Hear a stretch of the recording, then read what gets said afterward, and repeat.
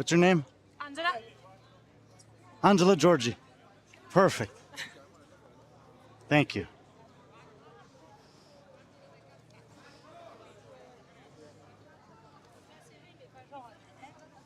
Welcome to day one, event one of the Fall Series Throwdown 2024. My name is B.Friendly. We're in Milan, Italy for the 13th edition of the Fall Series Throwdown, the longest running competition in Italy. We have our elite women getting set to take on Run, Forrest, Run. They got their weight packs on, 10 kilos in there, 1,500 meters like that. Then they'll drop it off and finish up 2 laps on the track. In lane 11 is Angela Georgie right here. In lane 12, we got Rebecca Tabacetti. Lane 13, Francesca Santin. Lane 14 looks like it's empty. Lane 15, we got Valerie Paglioni. Lane 16, Maura Monsteri. Lane 17, we got Syria Meha out of Albania. I got 2 Albanian women in this field. Lane 18, Ama Bonomi. Lane 19, Georgia Brambia. Lane 20, Fabiola Lucchini. 21, Anita Cantini. And lane 22, Filomena Puzzoni. Lane 23, Cristiana Grima. Lane 24, Barbara Di Loro. And lane 25, Lucia Cele. And in lane 26, Ioana Skendaj, the other athlete from Albania here in the women's field. Going for the t-shirt. I think it's a good decision. It's going to get warm. I got probably too many clothes on. The sun's coming out. It's actually a beautiful day for a run. In terms of the favorites on paper, it is the 2 women from Albania. I would say Ioana Skendaj, I was introduced to here last year. She had some really impressive performances. Still closing up a few holes in her game. I'm excited to see what she looks like a year later. And Syria Meha making the semifinals this year out of Europe, while also studying, some serious studying going on in her professional life. And the women are off now. They're a mixed heat here, so plenty of other athletes on the track. I'm going to do my best to keep track of some of those leaders in the elite women's field. And obviously it's a run-in event. They're going to hit a total of 6 laps, the first 4 with that backpack on. So kind of is what it is on the running event, but we'll try to give you guys as much coverage as we can. We'll follow them around the track. It's a relatively small field of women this year. There's 16 that were listed. It looked like we ended up having 2 empty lanes and a couple young Italian athletes in the field on both the men's and women's side that we'll be keeping track of throughout the day. The format for the competition overall is 2 events each day. There's nearly 800 athletes competing here this weekend. They have a kind of a fixed number. They've been doing this for a long time, so they sort of know what they can manage in terms of that size. And on the first day of competition, they usually do go off-site. And so right now, all of the teams are competing indoors in the Paladesio, where we'll have the remaining events. And then out here, the individuals will be doing things in the morning. They'll make that switch about midday today. We will have the elite men coming up on a separate stream in a little bit. One of the elite women here, I believe, with that orange undershirt is leading for the elite women's field. It looks like Ioana and Syria are the 2 women right behind there. And you see they're running with their arms down and out to the side like that. That's a product of those backpacks that they're wearing there. It looks like they're really well secured backpacks. They do hang somewhat low on the back, but not too much in terms of moving around, maybe just limiting the arm position. You see a lot of the athletes with a little bit more stiff arm position as they're coming through on their first lap here. So, you know, we got, like I said, some mixed divisions here, but are in this heat, but we'll let them all come by, and then we'll kind of track the leaders on the other side of the course. I was talking with Syria briefly just before this, and she said this is the quote-unquote damage control event for her, but against this field, even the damage control event's probably going to be a top 3 finish. It's only heat of women, so it's nice to know exactly where you stack up. The one thing that will keep you in mind of is that there's 40 lanes on the field out here, and you start and finish in your lane. So just because you round the corner first. Doesn't mean you're going to be in the lead necessarily. You still have to get back to your lane. And in the case of Joanna and Syria, Syria started several lanes behind Joanna. So if they come around the corner at the end, Syria Meha would have the advantage there. That's still several laps away from now, but something just to keep in the back of our minds.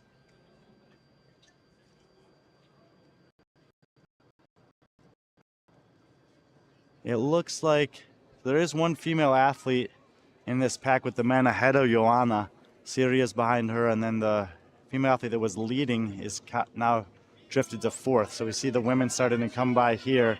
Joanna in that pink t-shirt looks like she's about to overtake the lead, and Syria just hanging about 10 meters behind her there, but potentially in a pretty even race. This is the other female athlete that was ahead of him. She's now faded to what I believe is the 4 position.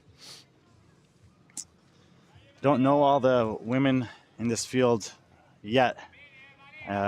It's always hard on the running event when they're not in their lane, and then I don't get to necessarily know them or call them out by their names throughout the event. Probably by tomorrow morning, I'll have a really good idea of a majority of the women in the field, but today we'll just have to do the best that we can. Enjoy the morning, enjoy the weather, and accept the event for what it is. You know, it's 6 laps on the track. Got the weight vest for a majority of them. 17-minute time cap to get it done. Should not be an issue for a majority of the athletes out here. So some of these women that are still coming in, likely in other divisions. And the leaders are on turn 3 over there. So about 300 meters done with their 3rd out of 4 laps here with the weight pack on. I have noticed that some of them are like making some adjustments to that, loosening it or tightening it at different intervals around the track. Obviously, having it tight around the upper body is going to be advantageous overall, but if it's too tight around the stomach and you can't breathe freely, that's maybe where you choose to loosen it up. Joanna and Syria have definitely pulled to the 1 and 2 spot here.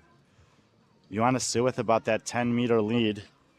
So there she is, closing in on a majority of the guys. Syria, same distance behind her. Nice relaxed breathing there, nice relax in the arms. This was the female athlete who was ahead of them, seemingly in much more pain than the 2 athletes ahead of her, but well ahead of the rest of the field, so sitting in a good spot. When we're going through the lane assignment, Syria was in lane 17, Joanna was in 26, so 9 lanes difference, and it's about a meter per lane, so they're probably about step for step relative to where they started. And it's gonna, we'll see how things change when they drop the backpack. This will be the last lap that they're on right now with the 10-kilo pack on, and then they'll hit 2 laps without it. And a lot of times when you lose that weight pack, the race can take on a different form. Let's try to think about it similarly to like a buy-in of sorts, where you just kind of want to maintain and try to feel as good as you can so that you have the capacity to push in the last half of the event or the last part of the event.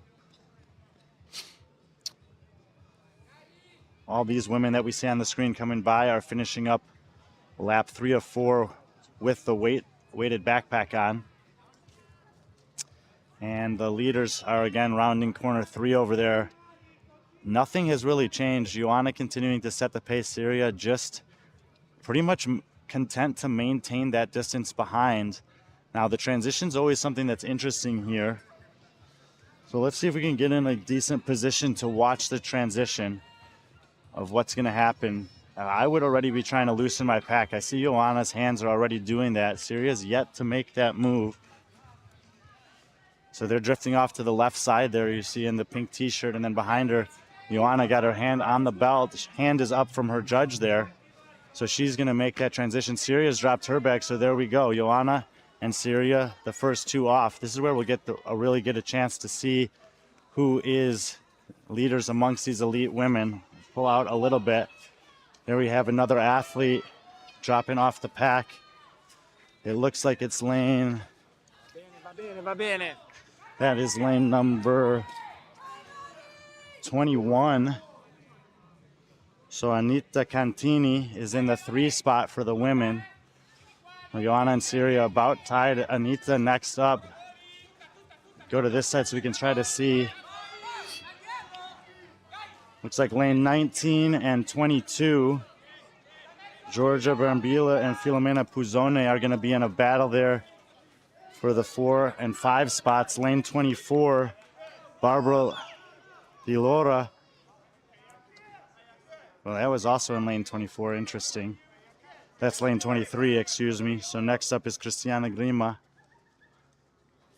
amongst elite athletes. So those are the leaders. And coming down the stretch over here, Joanna pushing the pace. Syria still about 10 meters behind. Man, this is going to be a really close finish. I think we might track these two around the track for the final lap to see. You can see Joanna, great running technique, really opening it up. Syria right behind her. Again, it's a 9-lane difference between the two women. So this could be kind of a buzzer beater. It's going to be extremely close between those top two women. They got to get to their cone in the final lap. It looks like Joanna's turning on the pace a little bit. And these two women will know each other really well. They are the top 2 women in Albania. I actually spoke with Joanna and her coach and boyfriend, who's also competing in the men's elite division, yesterday, just about the development of fitness and the fitness space over there. The capital city in Throwdown is kind of the mainstay of fitness. He said there's only about 5 serious gyms in the country. I'm actually gonna try to find a way to get to Albania next year. Not only am I interested a little bit in the CrossFit and fitness scene there, but also the country is really beautiful from what I've been told and seen. And the people I've met are super nice. Both of them speak English very well and also friendly. And here we go. This is the last turn. I mean, Joanna is opening up the stride a lot. She's got much longer strides than Syria. Syria is kind of short and choppy, and now she's trying to close the gap. This is going to be about as close as you can get, considering the lane difference here. So we're going to try to get our best shot of it right down the line. Here they go. They've got to get in there. You see the hand up. Syria jumps in. Joanna jumps in. I mean, that is within a couple tenths of a second. Very, very difficult to call. Joanna Sindaj and Syria Mea starting the competition 1 and 2. I'm honestly not sure in what order.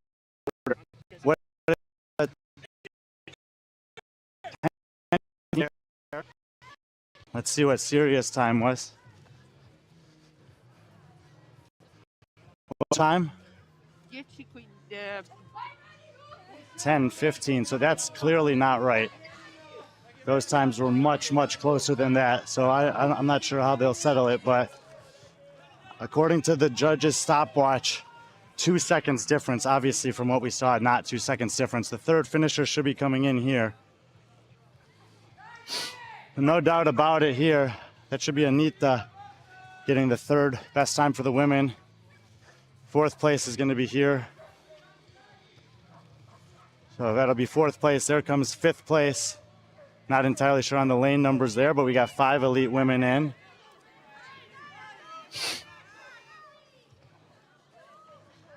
That should be 6th. There should be 7th in the green headband.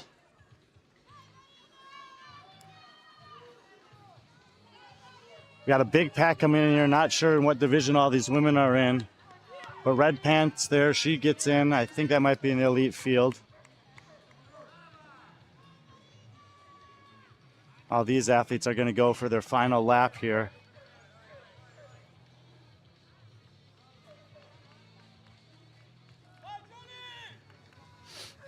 So an incredibly close finish, much closer on camera than it shows on the stopwatch. I'll check with the scoring and judging team when we get inside and let them kind of determine what they think about that. You know, judges' stopwatch is all they have to go off of out here, I believe. And luckily we have the video to show it. Syria celebrated when she got across the line as if she had won. It did look like she stepped inside before Joanna, but Joanna's judge had 2 seconds different on the stopwatch. So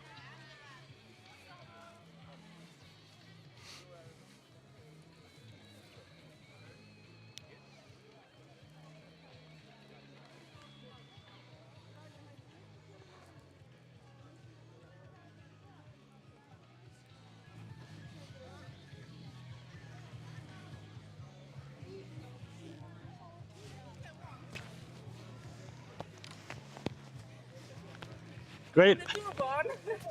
Great plan.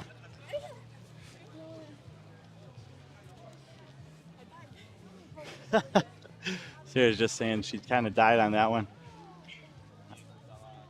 All right, well, the women's event 1, I think, is done. Got some other athletes finishing up. I believe they're in other divisions. We're going to shut down the stream here. The men will start, they're supposed to start at 12:48 local time. It's about an hour and a half from now. And we'll have 2 heats for the men. Oh, we got maybe another finisher coming in there. Yeah. Okay, and that might be it for the elite women's field. So, all right, event 1, Run Forrest Run, Fall Series Throwdown 2024 is in the books. I'll be back with the men.